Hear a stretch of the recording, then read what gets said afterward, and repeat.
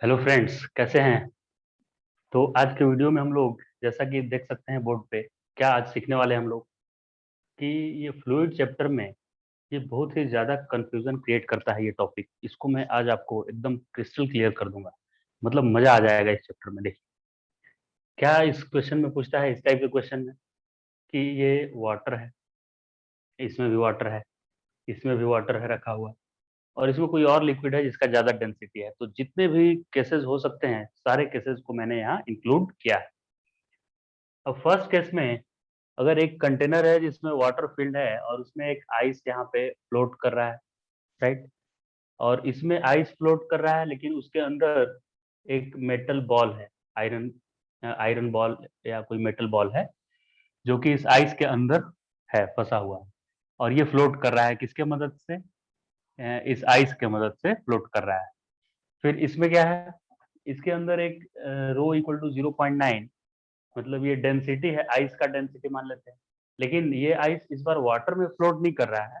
Water का density तो 1 होता है, ये कुछ हायर डेंसिटी उससे 1.2 वाले डेंसिटी वाले लिक्विड में फ्लोट कर रहा है आइस।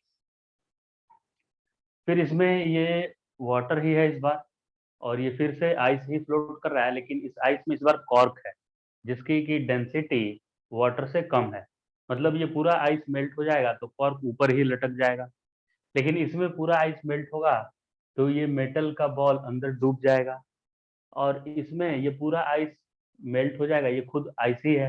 तो मेल्ट होकर भी इस वाटर के ऊपर ही रहेगा, क्योंकि मेल्ट होने के बाद भी आइस का डेंसिटी 1 रहेगा, मतलब वाटर का डेंसिटी रहेगा। तो 1.2 से कम ही है तो ये ऊपर ही रहेगा। इसमें आइस ही है तो आइस मेल्ट होकर खुद वाटर बन जाएगा, और नीचे भी वाटर ही है। तो इन सारे केसेस में इन सब में नीचे वाटर है, वाटर इसमें भी वाटर है, और इसमें कोई और लिक्विड है इसलिए 1.2 है इसका डेंसिटी, वाटर का 1 होता है, और इसमें भी वाटर मैंने किया हुआ है।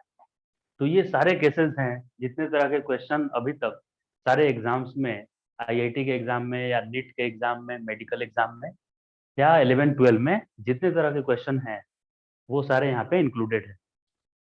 तो सारे क्वेश्चन में एक ही पैटर्न को आपको फॉलो करना है, तो आपको अलग अलग सोचना नहीं पड़ेगा सबके बारे में।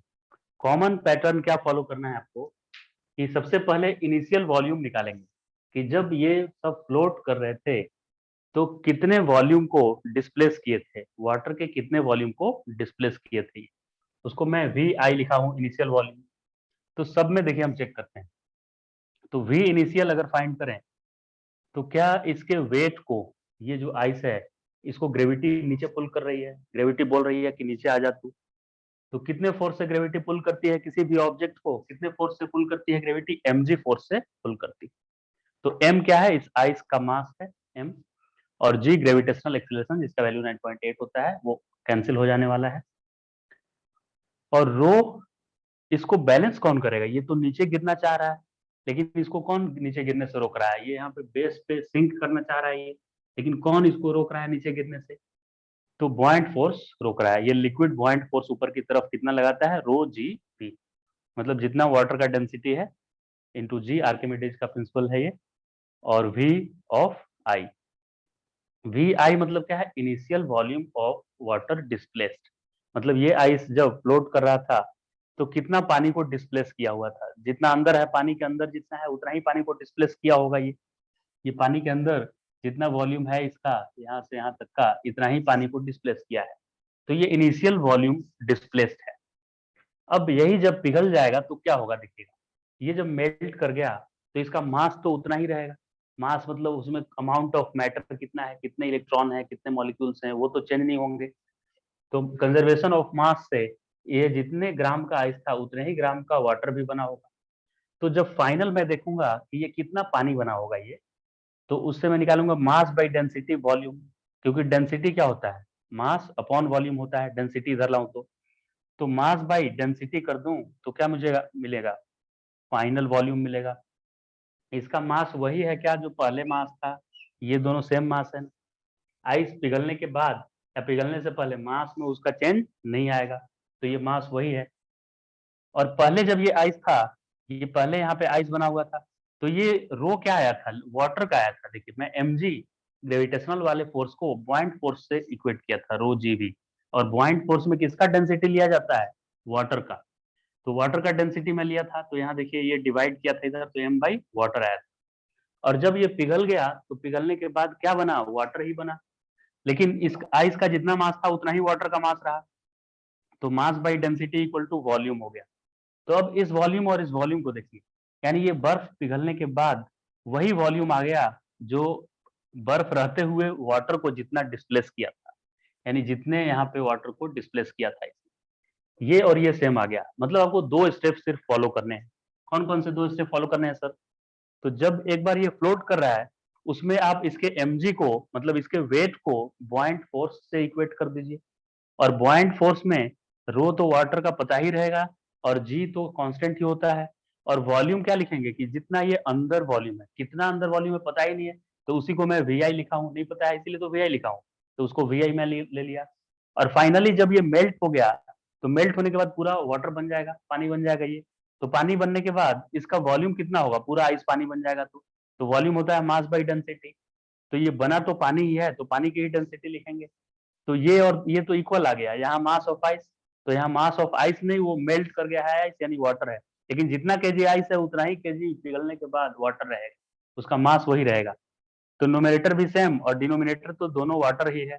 यहाँ भी लिक्विड ही अंदर था, वाटर ही था लिक्विड, और ये पिघलने के बाद वही लिक्विड बना है, तो यहाँ भी वही लिखेंगे डेंसिटी। तो ये दोनों सेम हो गया, यानी initial volume equal to final volume. यानी ये जितना यहाँ पे डिस्प्लेस किया हुआ था वाटर को, ये जब बर्फ पिघलेगा तो इतने ही दूर में वाटर में ये समा जाएगा। पहले इतना में फैला हुआ था ये आइस, जब ये आइस पिघलेगा तो जितना वाटर डिस्प्लेस किया था उतना ही में फिट बैठ जाएगा, उतना ही में। तो इस ब्लैक वाले लाइन का लेवल ऊपर भी नहीं जाएगा और नीचे भी नहीं जाएगा, वाटर का लेवल सेम रहेगा, रिमेन सेम, क्योंकि इनिशियल वॉल्यूम इक्वल टू क्या आ गया? Final volume. तो फर्स्ट केस समझ में आ गया आपको, एकदम आसान था। अब सेकेंड केस में आइए। अगर इस आइस के अंदर एक मेटल बॉल को, स्मॉल मेटल बॉल को मैं रखा हुआ हूँ जिसका डेंसिटी ज्यादा है, इसको ब्लैक वाले को मैं अलग से रखता तो ये डूब जाता अंदर। लेकिन इसको अलग से मैं नहीं रखा हूँ, आइस के हेल्प से इसको फ्लोट करा रहा हूँ मैं। तो जब ये आइस पिघल जाएगा धीरे धीरे, तो आइस, ये ब्लैक, ये जो दिख रहा है रेड वाला पोर्शन, आइस के बारे में तो हम लोग सीख लिए कि ये पिघल कर कुछ भी नहीं करने वाला है लेवल को, जो भी करना है ब्लैक वाले को करना है, क्योंकि आइस पिघलने के बाद लेवल सेम रखता है। तो हम सिर्फ ब्लैक वाले पे फोकस कर रहे हैं। तो ब्लैक वाले का मास mg था, फिर से वही करेंगे। इस ब्लैक वाले को ग्रेविटी बुला रही है कि आजा तू नीचे, लेकिन बॉइंट फोर्स यानी आर्किमिडीज क्या बोल रहा है इसको? आर्किमिडीज बोल रहा है कि तू मत जा नीचे, मैं तुझे बचा लूंगा नीचे गिरने से। आर्किमिडीज का फोर्स बचा रहा है। तो ये आर्किमिडीज के फोर्स का फॉर्मूला है, ये रो जी वी। रो लिक्विड का और जी 9.8 और V volume of liquid displaced.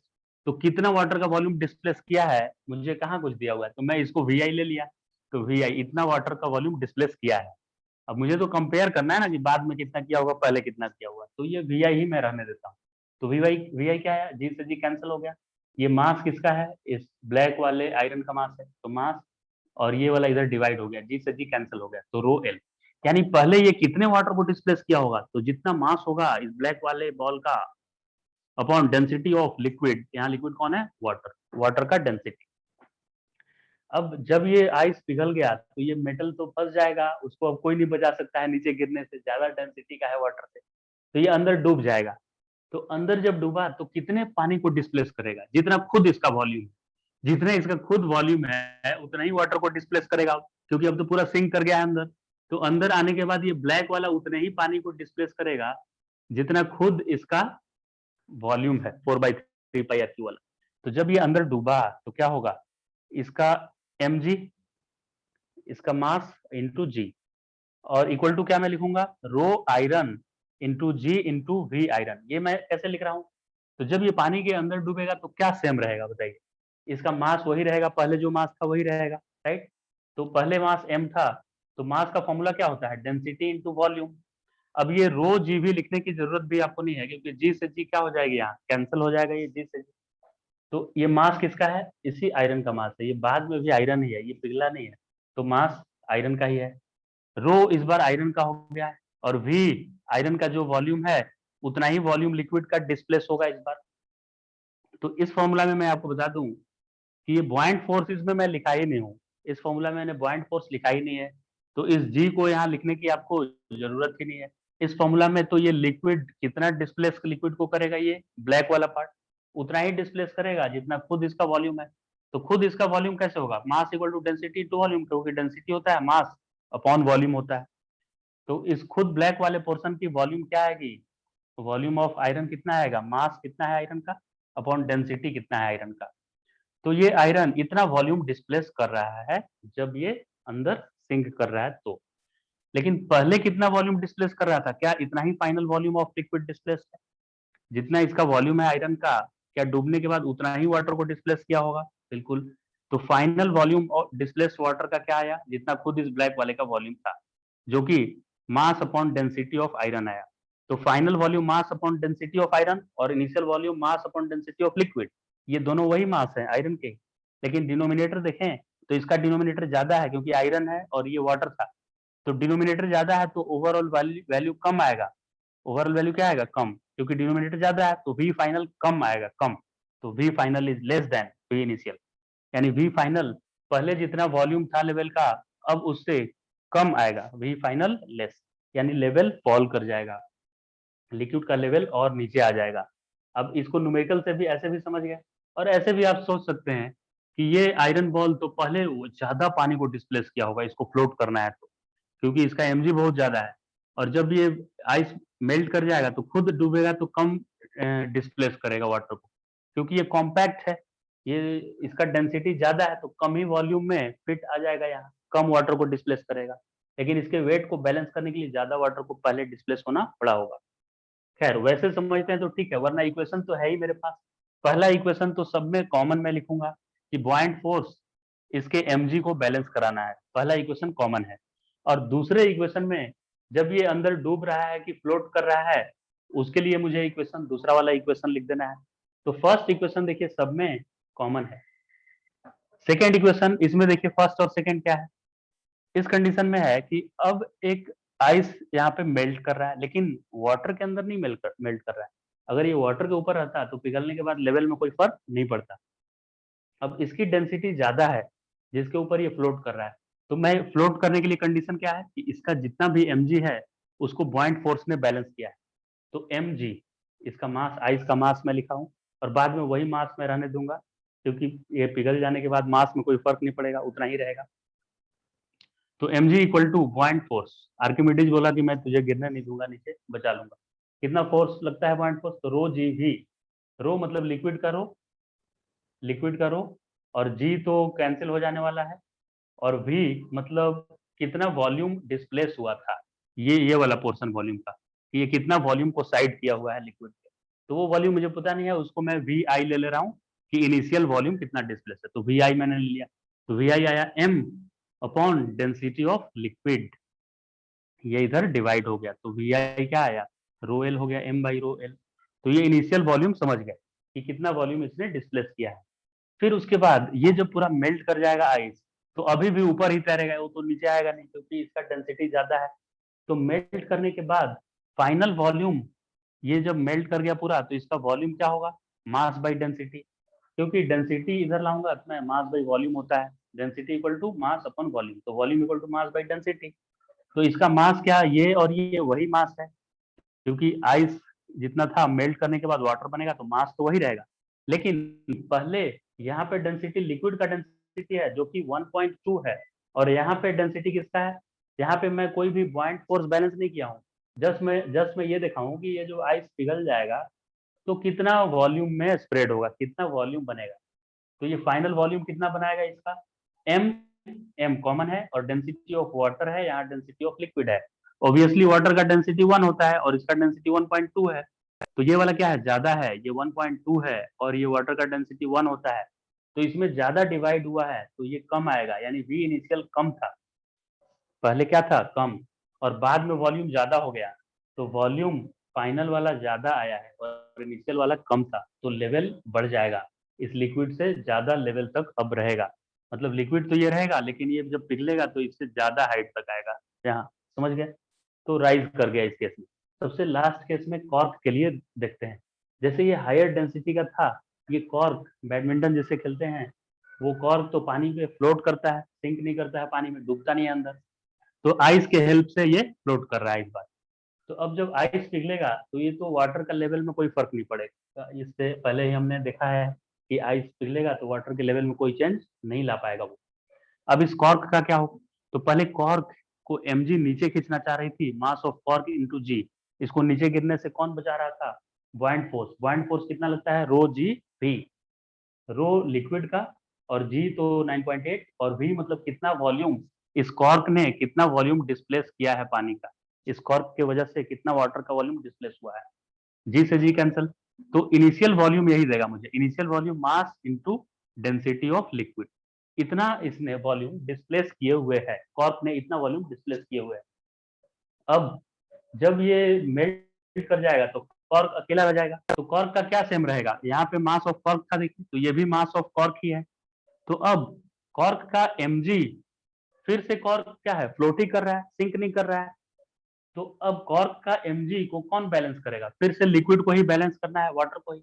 तो फिर से वाटर बोलेगा कि रोज ही भी मैं लगाऊंगा तुम्हें नीचे से गिरने से बचाने के लिए।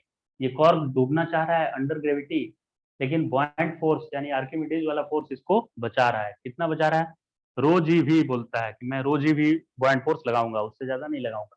तो रो मतलब लिक्विड का डेंसिटी जी, और वॉल्यूम ऑफ लिक्विड डिस्प्लेस, कितना डिस्प्लेस किया है लिक्विड, जी से जी कैंसिल हो गया, तो mass by density of liquid आया, mass by density of liquid. अब मास तो सेम है, पहले जो मास था कॉर्क का वही मास है बाद में, और पहले भी वाटर का डेंसिटी बाद में भी वाटर का डेंसिटी है। तो वॉल्यूम ऑफ लिक्विड फाइनल क्या आया, जो पहले से वॉल्यूम इनिशियल वॉल्यूम था वही आया, यानी कि वाटर के लेवल में कोई चेंज नहीं आएगा, तो level of water remain same. Okay, so students I hope you understood this. तो इसको एक एक करके फिर से आप देख लीजिए, और एक बार खुद से इन सारे सिचुएशन को खुद से डिराइव करने के लिए ट्राई कीजिए। पहले स्टेप में क्या करना है, कॉमन है फर्स्ट स्टेप सब में, जब भी एग्जाम में क्वेश्चन आए तो इसके वेट को मतलब mg को रोजी भी यानी बॉयंट फोर्स से इक्वेट कर लें। ऐसा करते ही आपको इनिशियल वॉल्यूम मिल जाएगा, और फाइनल वॉल्यूम इसको मेल्ट होने के बाद जो सिचुएशन हो रहा है उसके अकॉर्डिंग मास को सेम रहने दें। इसमें और इसमें सब में मैं क्या रखा हूँ, मास को सेम रखा हूँ, मास को सेम रखने दें, और तब देखें कि फाइनल वॉल्यूम क्या आ रहा है।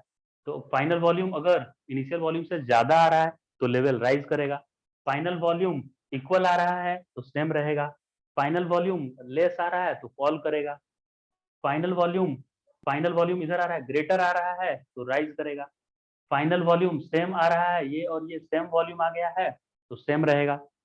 तो बस इतना सा कॉन्सेप्ट है इसमें। आप इस बार इसको एक बार नोट डाउन कर लें, नोट्स बना लें इसका, और खुद से भी एक बार ये सब फॉर्मूला डिराइव करने की कोशिश करें। तो इस वीडियो में इतना ही रखते हैं। अगर आपको ये वीडियो पसंद आया हो तो अपने दोस्तों के साथ शेयर करें और चैनल को सब्सक्राइब कर लें, और इस चैनल को सब्सक्राइब कर लें ताकि मैं ऐसे ही इंटरेस्टिंग वीडियो बनाऊं तो आप तक सबसे पहले पहुंच जाए। Okay, thank you so much.